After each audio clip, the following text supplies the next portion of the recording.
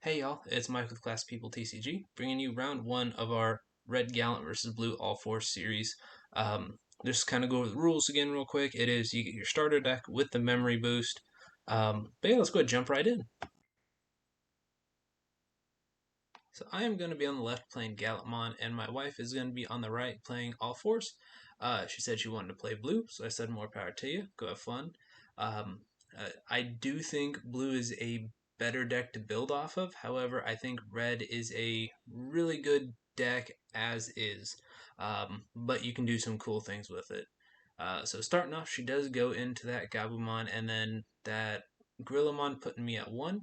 And then I go into an Agumon followed by a Growlmon, putting her right back at one. Um, she does swing in, and unfortunately for her, she does hit that Gaia Force, setting her back a little bit, but nothing too crazy.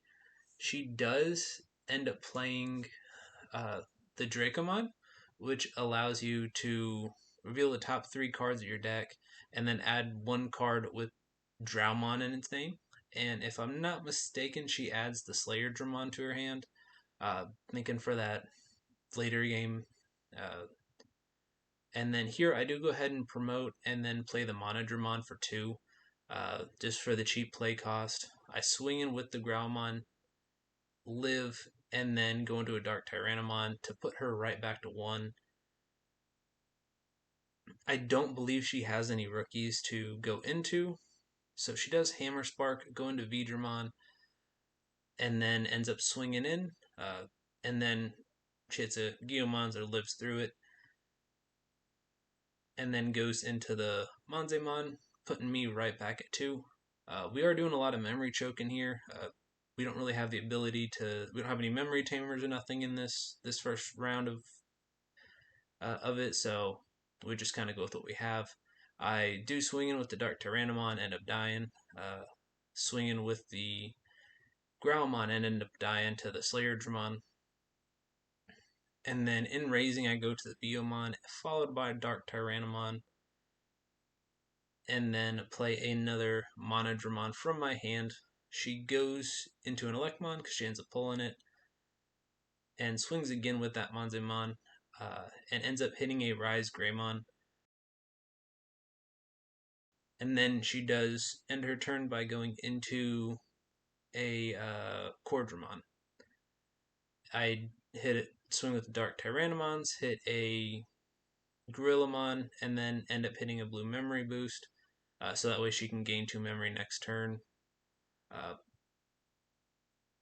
and then just play the Monodramon to kind of make sure I'd be able to win by the end of the turn. She does go ahead and promote or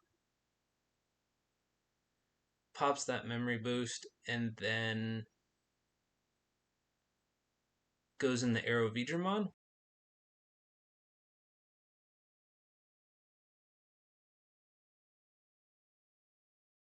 And it does have jamming. I do really like it.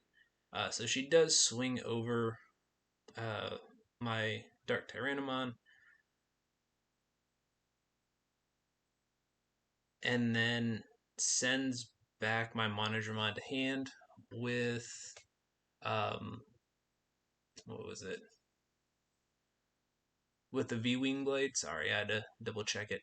Um, I do have to hard play a Biomon and then play a Monodramon. I don't think I had anything decent in my hand. So she goes into Electmon, kind of reading over card abilities and making sure everything is going to work out here.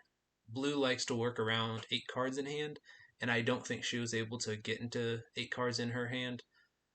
She does go ahead, swing, does hit the Atomic Blaster, which does bounce it back. For a second, I thought it didn't, just due to the DP boost, but it didn't have anything there.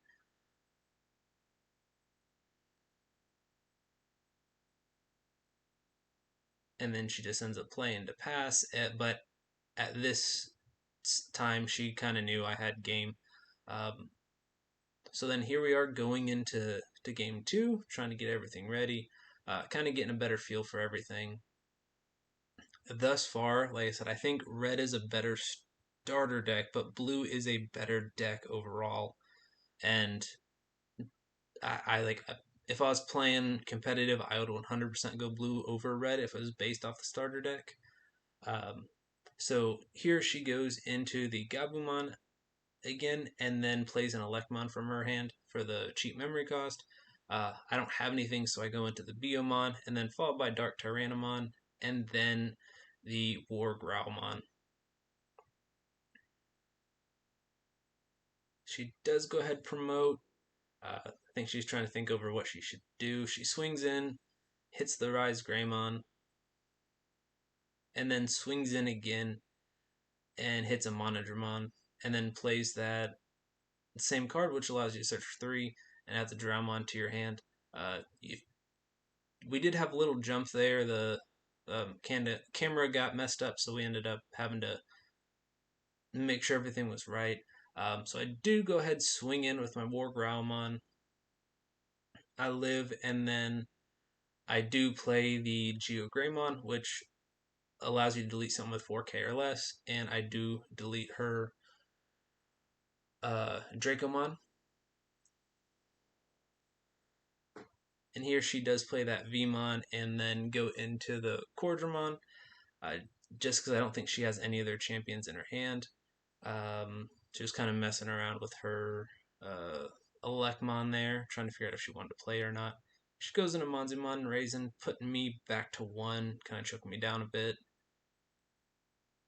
And then I play an Agumon.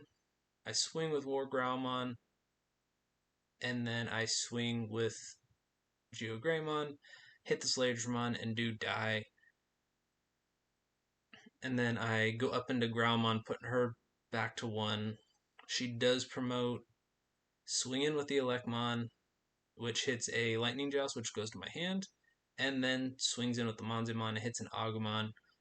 So right now it is a pretty close game. She does have 2 security to my 2 upcoming swings, um, versus my 1 security to her 2 upcoming swings. So right now she's just kind of going over, seeing what she wants to do with the cards in her hand. And then she sends the Dark Tyrannomon, or the War, yeah, the Dark or sorry, the World Growlmon back to my hand, and then trashing everything else. Um, I do end up getting that Lightning Joust, swinging in for an additional security check, and then plus an extra 2k DP, so I live through both of those. Uh, play the Geogreymon to send back her Elecmon. She restands, plays Hammer Spark to gain an extra memory. Uh,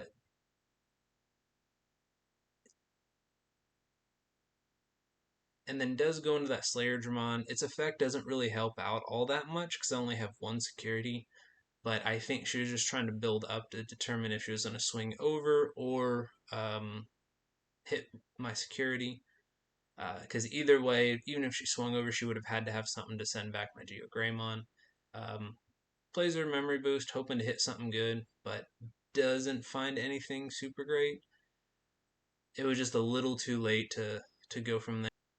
And at that point, she just ends up conceding, uh, just because she didn't have anything else she could do to end up rounding out the game. Um, this one was a lot closer than the first round, and I do think that if she had one more turn or a little bit longer, it would have been good. Um, but yeah, coming up is going to be our round 2. So the rules for round 2 are we can swap out up to 10 cards from the starter deck. We chose 10 cards because anything more than 10 cards felt like we were building a deck around the starter deck, which is what we really wanted to do for round 3. Um, so the next couple of videos you will see are going to be updated deck profiles with the 10 cards, so that way you kind of know what we're playing.